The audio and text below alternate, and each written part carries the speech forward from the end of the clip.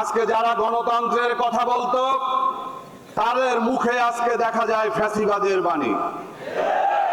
আজকে যারা ভারতীয় আধিপত্যবাদের বিরুদ্ধে কথা বলতো তারা আজকে চেয়ে আছে ভারতের অনুকম্পা নিয়ে ক্ষমতায় যাওয়ার জন্য। আমি একটা জায়গাতে দীর্ঘদিন যাবৎ আন্দোলন সংগ্রাম করেছি, যেখানে আপনারাও সাথী ছিলেন, এবং সেই জায়গা থেকে আমরা চেয়েছিলাম যে বাংলাদেশের জন্য একটি সুন্দর বাংলাদেশ নির্মাণ করতে পারবো। কিন্তু আমরা দেখেছি যখন আর সম্ভব নয়, আমরা সেখান থেকে কেটে পড়েছি, শুধুমাত্র বের হওয়ার রাস্তা খুঁজেছিলাম। আল্লাহ রাব্বুল আলামিনের কাছে শুকরিয়া, আমি আশায় তারাও স্বস্তি বোধ করেছে। এই কারণে আমি একজন ভারত বিরোধী, আমি একজন ইসলামপন্থী, এজন্য তারাও নাকি নিজেদেরকে ভাগ্যবান সৌভাগ্য মনে করছে। আমিও শুকরিয়া, তারাও শুকরিয়া।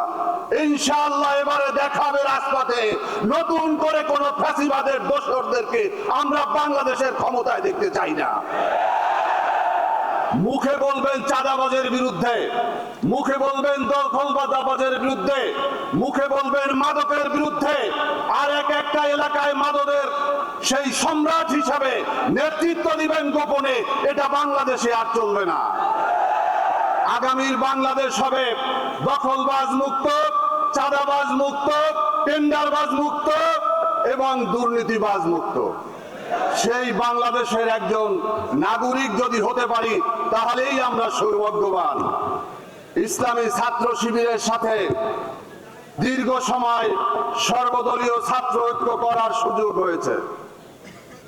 সর্বশেষ জুলাই গণ আন্দোলনে অনেক মুখকেই আমরা সেদিন দেখি নাই, কিন্তু আমরা সেদিন কিন্তু দেখেছিলাম রাজপথে শিবিরের সাথে নিজেকেও তখন ছাত্র ছাত্র মনে হয়েছে।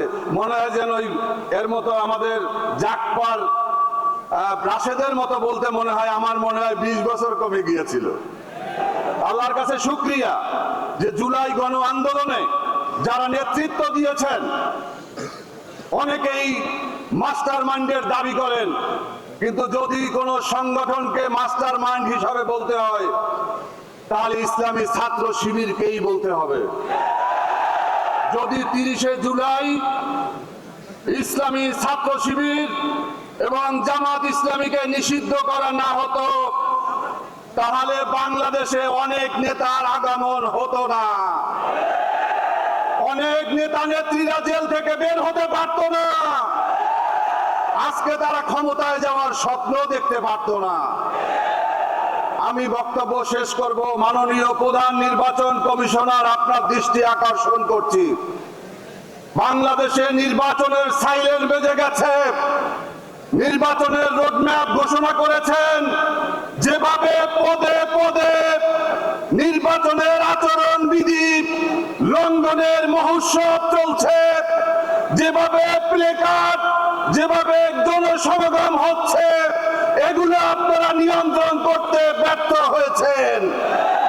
আপনারা ব্যর্থ হয়েছেন।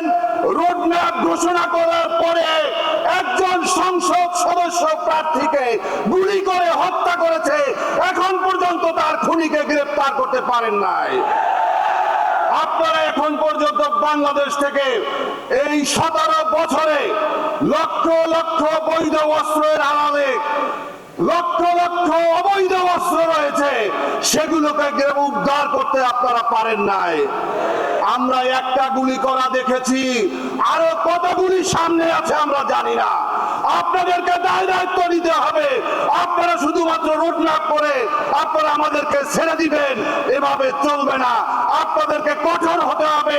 কোন বিশেষ দলের যদি আপনারা পাহারাদারের ভূমিকা পালন করেন, এদেশের মানুষ বসে থাকবে না। 5 তারিখে যেমন রাজপথে নেমে এসেছে, আপনারা দেখেছেন গত কয়েকদিন আগে হাদির জানাজাতে কাউকে দাওয়াত করা লাগে নাই, পঙ্গপালের মতো মানুষ ছুটে এসেছে নিজ দায়িত্ব থেকে। বন্ধুরা আমার বক্তব্য শেষ করব। আগামী দিনের আমাদের একটি আন্দোলনের অংশ হিসাবে আগামী নির্বাচনকে আমাদেরকে নিতে হবে।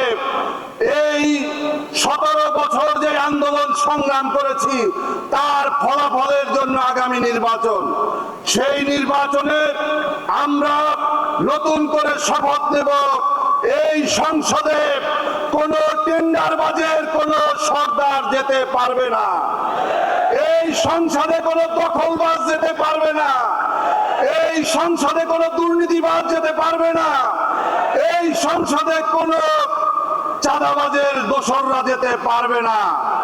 আমাদের সবাইকে একত্র হয়ে ঐক্যবদ্ধভাবে আমাদেরকে কাজ করতে হবে এবং এই জামাত ইসলামী শহীদি কাফেলা তাকে নেতৃত্ব দিতে হবে আগামী বাংলাদেশের। আমাদের ঐক্যের একটাই মাপকাঠি হতে হবে, যারা ভারতীয় আধিপত্যবাদ চায় না, যারা আওয়ামী ফ্যাসিবাদ চায় না, যারা বাংলাদেশের জাতীয় স্বার্থকে সমুন্নত করতে চায়, তাদেরকে নিয়ে আপনারা এগিয়ে যান।